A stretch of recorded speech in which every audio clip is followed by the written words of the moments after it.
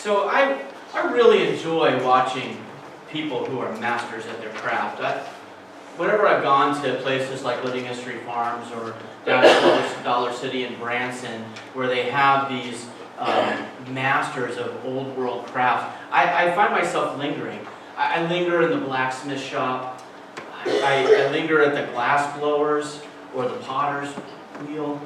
And I'm fascinated by their ability to manipulate something that is raw into something of great beauty. I wish I could do that. All I really feel qualified to do is watch the masters as they create something out of nothing. I'm pretty good at that, watching. My grandpa could create. Now, I've talked to you about my grandpa before. My grandpa was a farmer. And he was a farmer all his life. But as he started to look toward retirement, he started to give up some things on the farm. He gave up livestock, first the cattle and then the pigs. And when that happened, it gave him more time to relax. Except I don't think he knew what relaxing was. And so he had too much time on his hands. He needed something to do all the time. And so what seemed like a whim to us, he decided he was going to take a nighttime class on stained glass. And from the start, he was hooked. He set up a workshop in his basement where he could spend hours cutting glass and into intricate shapes and then weld them together into art. And we still have several of his creations in the family, but I want to show you the first piece that he made for me. Now, this happened about a year after he was learning how to do stained glass. And this is a 1927 Model T. I saw this car at a car show in Minnesota, and I liked it so much that I took a picture. And I had that picture up in my room for a year. And then when my grandpa was showing off some of his stained glass, I asked my grandpa if he would do a piece for me. And he said, yeah, what would you like me to do? I gave him that picture. And he looked at the picture and he said, well, I'll try. This is him trying. Okay? Yeah.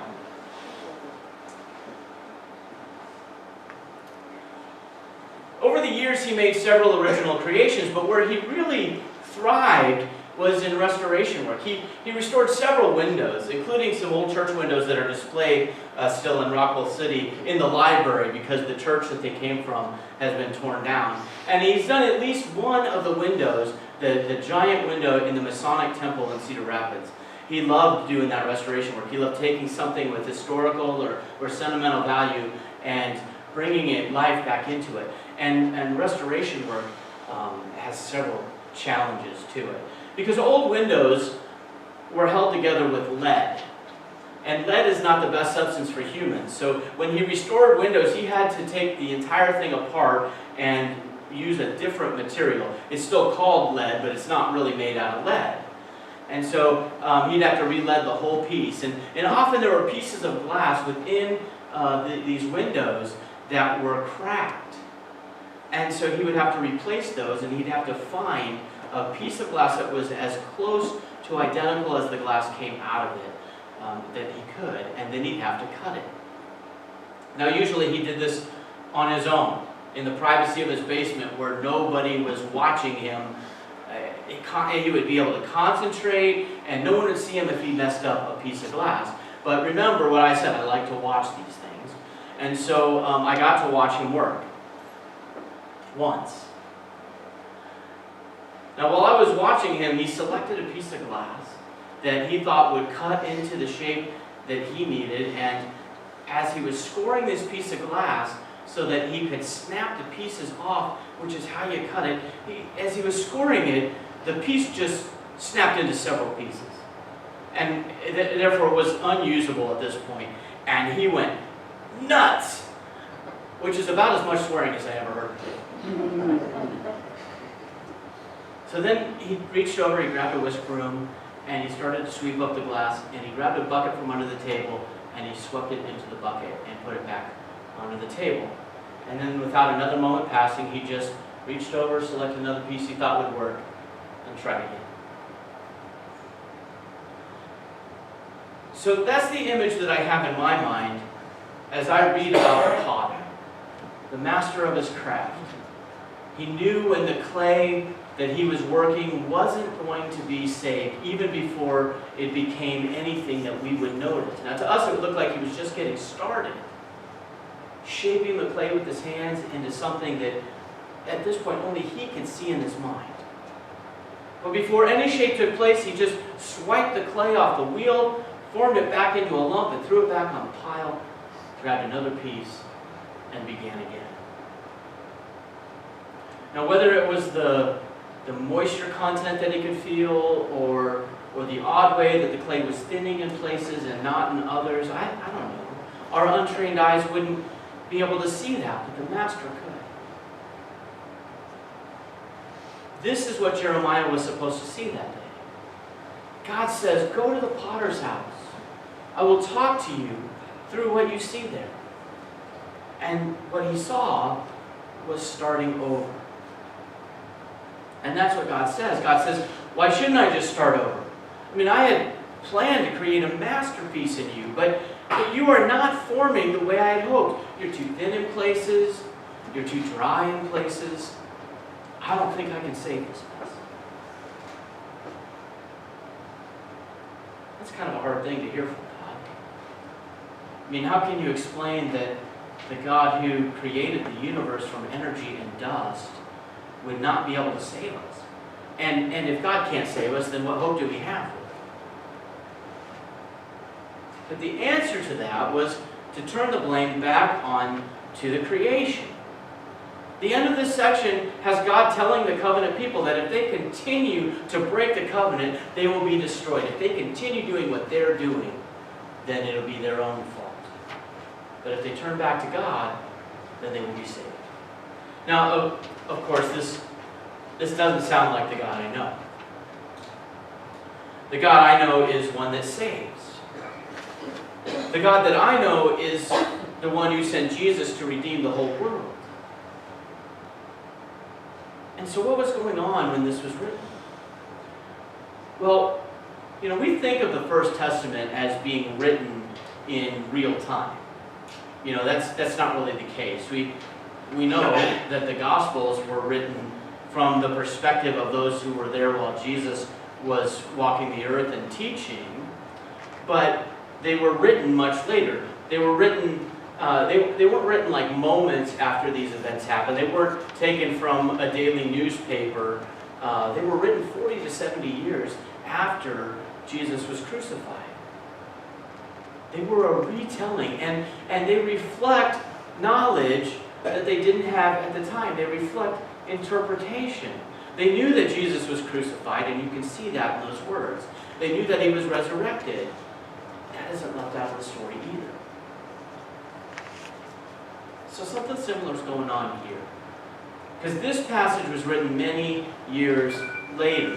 It was written after Judah was conquered. It was written after the covenant people were dispersed across the land in exile. It was written after all the known scriptures in the world, all the places where these things were written down, were destroyed by the Babylonians. And so it had to be reconstructed after their liberation. And it was reconstructed from that perspective.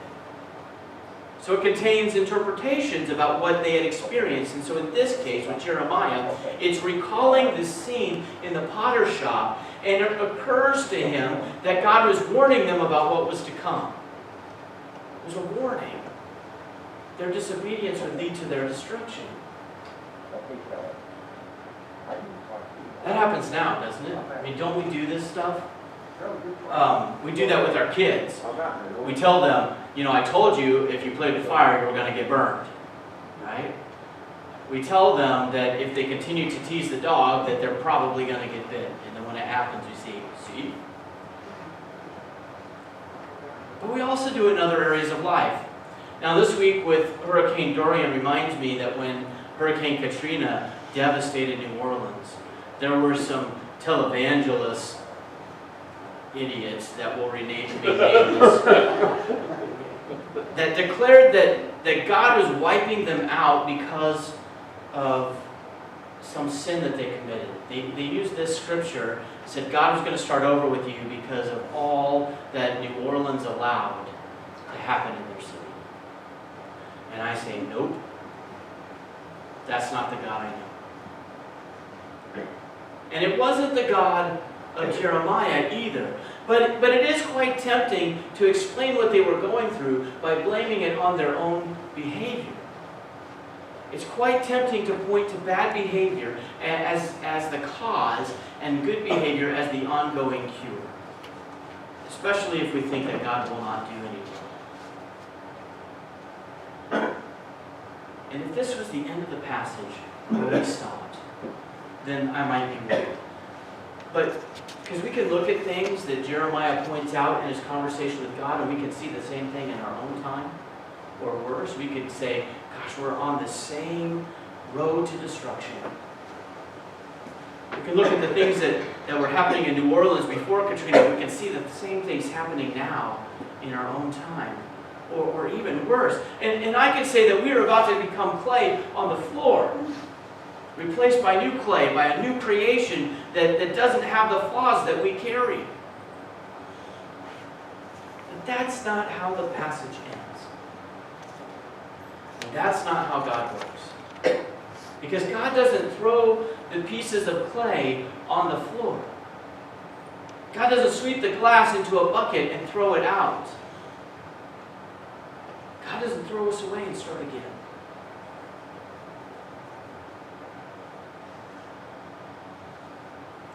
Now, sometime later, because my grandpa had moved from his house to an apartment, I was at my grandpa's apartment and I noticed a lamp on his desk. This is the lamp.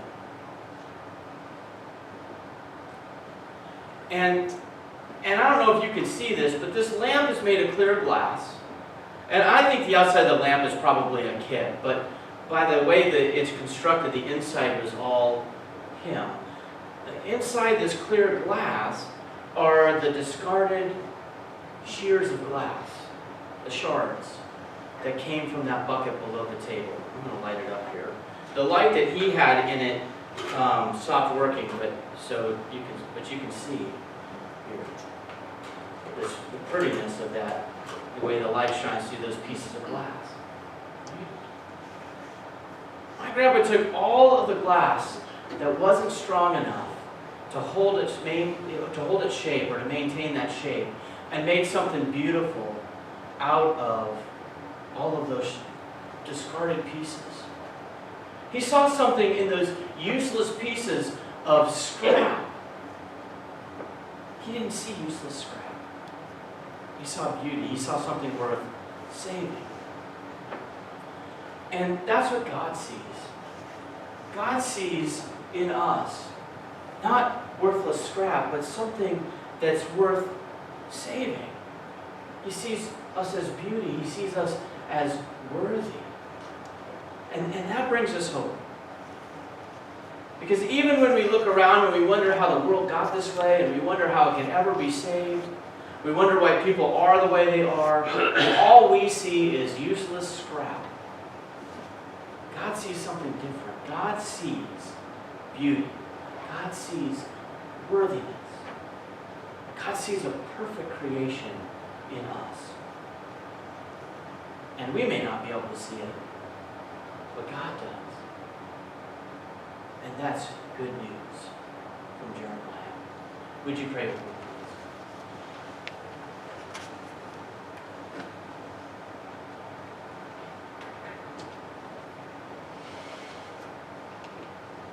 God, thank you for seeing differently than we do. Thank you that when what we see is broken glass, you see something else. We ask you to use this broken glass and to help make something beautiful out of it. Help us to build your kingdom. Help us to live in such a way that we are useful, not only in our own lives, but in the creation that you have made. We are here and ready for you to do that. In your name we pray.